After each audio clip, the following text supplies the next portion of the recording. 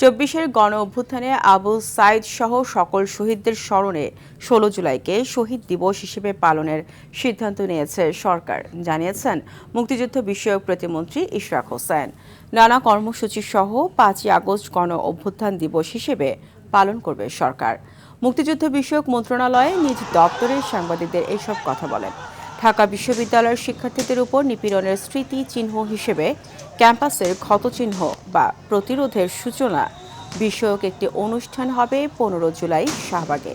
16, 17 এবং 18 জুলাই বেসরকারি বিশ্ববিদ্যালয়ের শিক্ষার্থীদের প্রতিরোধের মুখে 18 জুলাই 4 জন শিক্ষার্থী নিহতের ঘটনায় 18 জুলাই প্রাইভেট ইউনিভার্সিটি রেজিস্ট্রান্ট ডে পালনের সিদ্ধান্ত নেওয়া হয়েছে।